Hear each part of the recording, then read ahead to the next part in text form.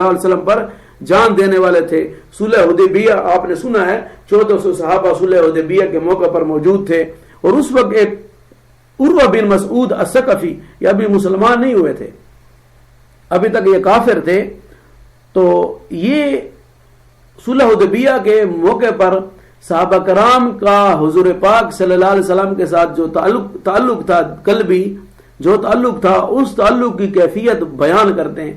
اس وقت یہ اسلام نہیں لائے تھے، انہوں نے صحابہ کو صلح حدیبیہ کے موقع پر دیکھا تھا تو کہتے ہیں واللہ لقد وفدت علی الملوک، اللہ کی قسم میں بادشاہوں کے دربار میں گیا ہوں.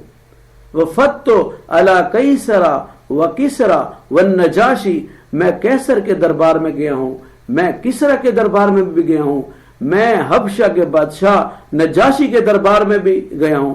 ما رأیت ملکا قط، اللہ کی قسم میں نے ایسا بادشاہ نہیں دیکھا یعظمہ اصحابہ ما یعظم اصحاب محمد محمدا، کہ اس کے درباری بادشاہ کی ایسی تعظیم کرتے ہوں جیسی تعظیم میں نے دیکھی ہے جو صحابہ کرتے تھے حضور صلی اللہ علیہ وسلم کی.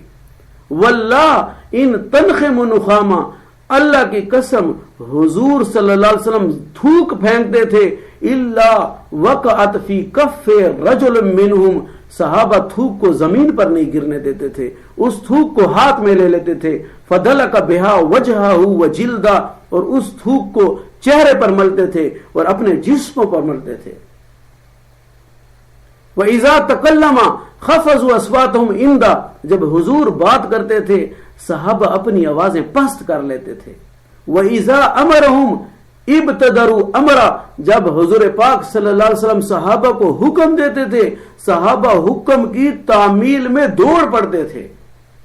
وَإِذَا تَوَضَّأَ قَادُوا يَقْتُلُونَ عَلَى وُضُوئِهِ، جب حضور صلی اللہ علیہ وسلم وضو فرماتے تھے تو وضو کا پانی جو نیچے گر رہا ہوتا تھا اس پانی کو لینے کے لیے صحابہ میں ایسی لڑائی شروع ہو جاتی جیسے ایک دوسرے کا قتل کر دیں گے.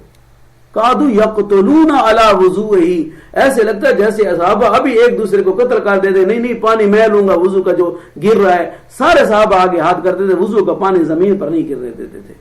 ایسے لگتا تھا جیسے قتل و قتال کی نوبت آ جائے گی صحابہ کے درمیان.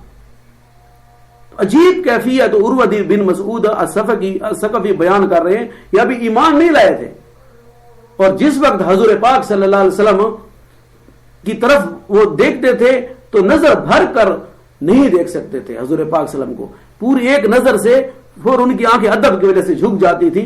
کانو لا یہدکون النظر الیہ تعظیم اللہ، حضور صلی اللہ علیہ وسلم کی تعظیم کی وجہ سے نظر بھر کر حضور پاک صلی اللہ علیہ وسلم کو نہیں دیکھ سکتے تھے. نبی صلی اللہ علیہ وسلم سے صحابہ کو اتنی زیادہ محبت تھی، اور نبی صلی اللہ علیہ وسلم سے اتنی محبت، اور نبی صلی اللہ علیہ وسلم کی احادیث سے ان کو کتنی محبت تھی، ان کو دین سے کتنی محبت تھی. آپ حیران ہوئے. حضرت انس رضی اللہ تعالیٰ عنہ جنہوں نے حضور پاک صلی اللہ علیہ وسلم کے ساتھ 10 سال گزارے ہیں، 5 سال کی عمر میں حضور پاک صلی اللہ علیہ وسلم کے پاس آئے تھے، مسلسل 10 سال تک حضور پاک صلی اللہ علیہ وسلم کے گھر میں رہے انس رضی اللہ تعالیٰ عنہ. ان کا ایک منہ مبارک، ایک بال مبارک عبیدہ تاجی، یہ صحابی ہیں، ان کو مل گیا تھا، یا غالباً تابعی ہیں، ان کو مل گیا تھا ایک بال حضور پاک صلی اللہ علیہ وسلم کا. کس نے دیا تھا؟ انس رضی اللہ تعالیٰ عنہ. فرماتے ہیں عبیدہ تاجی کہ یہ جو ایک بال ہے حضور پاک صلی اللہ علیہ وسلم کا، یہ دنیا احب الیہا من الدنیا وما فیہا، دنیا اور دنیا میں جو کچھ ہے اس سب سے زیادہ مجھے زیادہ محبوب ہے. حضور پاک صلی اللہ علیہ وسلم کا ایک بال مبارک ان کے ہاتھ میں لاتا تھا، کہتے ساری دنیا اور اس میں جو کچھ ہے اس سے زیادہ مجھے عزیز ہے. حضور پاک صلی اللہ علیہ وسلم کے چچا کے بیٹے کہتے ہیں کہ میں حدیث کی تلاش میں مارا پھرتا تھا. ایک بار مجھے پتا چلا کہ ایک صحابی کے پاس حضور صلی اللہ علیہ وسلم کی حدیث ہے. کہتے میں ان کے گھر گیا، دوپہر کا وقت تھا، سخت گرمی کا موسم تھا، لو گرم چل رہی تھی. تو میں نے دیکھا وہ کیلولہ فرما رہے ہیں، دوپہر کو نیند فرما رہے ہیں. کہتے ہیں فاجدہ قائلا، میں ان کے دروازے پر گیا، مجھے پتا چلا کہ وہ تو نیند فرما رہے ہیں، وہ تو سوئے ہوئے ہیں. تو فاتوسد ردائی علی بابہ، میں نے چادر اتاری اور اس کے دروازے کے آگے ڈال دی اور میں چادر کے اوپر سو گیا. تصفر ریح التراب علی وجہی، اور جو ہوا تھی ہوا وہ کیا ہے؟ وہ ریت اٹھا اٹھا کر، مٹی اٹھا اٹھا کر میرے چہرے پر مار رہی تھی. مٹی اور ریت اٹھا اٹھا کر وہ ہوا میرے چہرے پر مار رہی تھی. حتی یخرج، میں اس حالت میں پڑا رہا یہاں تک کہ وہ صحابی گھر سے باہر آ گئے. دروازہ نہیں کھٹکھٹایا، اتنا ادب تھا. حدیث کی طلب میں گئے، اب نکلے گا تو بس اتنے تک چادر ڈالے ہوئے ہیں، پڑے ہوئے اس کے دروازے پر. دوپہر کا موسم ہے، صحرا کا علاقہ ہے اور صحرا کی گرمی ہے، اور حضور صلی اللہ علیہ وسلم کے چچا کے بیٹے ہیں عبداللہ بن عباس رضی اللہ تعالیٰ عنہ اس کے دروازے پر پڑے ہوئے ہیں. دروازہ نہیں کھٹکھٹاتے، اس کو ڈسٹرب نہیں کرتے کہ میں اس کے لیے اس کے پاس حدیث کے طلب میں آیا ہوں، خود نکلے گا تو میں اس سے پتہ کر لوں گا. کہتے حتی یخرج، یہاں تک کہ وہ نکل آئے. تو جب انہوں نے دیکھا فاذا خرج، تو جب وہ باہر نکلے تو انہوں نے مجھے دیکھا تو فرمایا یبرا رسول اللہ صلی اللہ علیہ وسلم مالک، اے رسول اللہ صلی اللہ علیہ وسلم کے بیٹے کیسے آنا ہوا؟ کہتا میں نے فرمایا کہ بلغنی حدیث انکا تحدثہ من رسول اللہ صلی اللہ علیہ وسلم، مجھے پتہ چلا ہے کہ ایک حدیث تمہارے پاس حضور صلی اللہ علیہ وسلم کے پاس ہے. تو فاحببت، تو میں نے چاہا ان اسمعہ منکا کہ یہ حدیث میں تم سے سن لوں، اس لیے میں تمہارے پاس آیا ہوں. تو انہوں نے کہا ہلن باسط الیہ حتی آتیک، آپ کسی اور کو بھیج دیتے، میں آ جاتا آپ کو حدیث سنانے کے لیے. آپ کیوں تشریف لائیں؟ تکلیف آپ نے کیوں کی ہے؟ تم تو حضور صلی اللہ علیہ وسلم کے چچا کے بیٹے ہو. مجھے کہہ دیتے، کسی کو بھیج دیتے، میں خود آ جاتا. تو نے کہا انا احق الیک، کہ میرا حق بنتا ہے کہ میں تمہارے پاس ہوں، کیونکہ حدیث تمہارے پاس ہے، میرے پاس نہیں ہے. تو میرا حق بنتا ہے میں آپ کے پاس حاضر ہو کر حدیث لینے کے لیے آؤں. جابر بن عبداللہ رضی اللہ تعالیٰ حضور پاک صلی اللہ علیہ وسلم کے صحابہ میں سے ہیں. ان کو پتہ چلا کہ ایک صحابی ہیں، ان کے پاس حضور پاک صلی اللہ علیہ وسلم کی حدیث ہے مظالم کے بارے میں. تو اس وقت وہ صحابی شام شفٹ ہو گئے تھے، مدینہ سے شام چلے گئے تھے. تو جابر بن عبداللہ رضی اللہ عنہ فرماتے ہیں فبتعت بعیرا، میں نے اونٹ خریدا، وشددت علیہ راحلی، میں نے اونٹ پر کجاوا کسا، ثم سرت الیہ شعرا، 1 مہینے کا میں نے سفر کیا، حتی قدمت الشام، یہاں تک میں ملک شام پہنچ گیا. فاذا عبداللہ ابن انیس الانصاری فاتیت منزلہ، تو میں عبداللہ بن انیس، ان صحابی کا نام ہے، اس کے گھر میں آیا. فاتیت منزلہ، اس کے گھر میں آیا.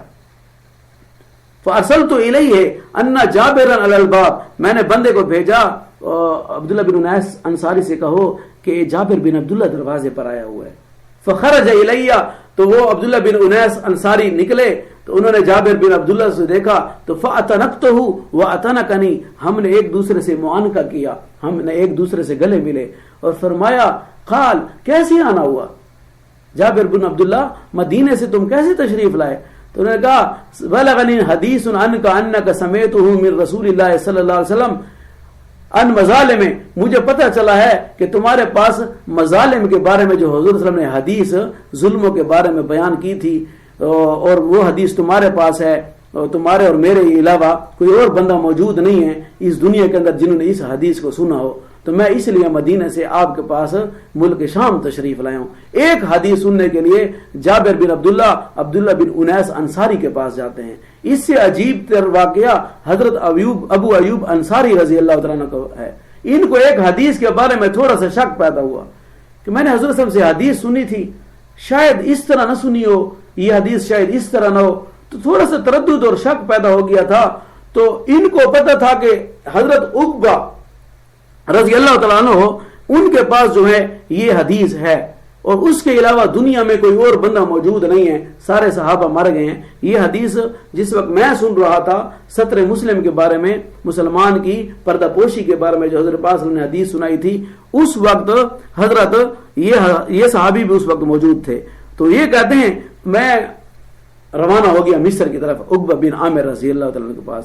میں وہاں گیا، ان کے گھر گیا، تو میں نے ان سے فرمایا حدثنا ما سمعتہ من رسول اللہ صلی اللہ علیہ وسلم فی سطر المسلم لم یبق احد غیری وغیرک سمعہ غیری وغیرک، کہ مجھے وہ حدیث سناؤ جو تم نے حضور صلی اللہ علیہ وسلم سے سنی تھی اور حضور لوگوں کی پردہ پوشی کے بارے میں.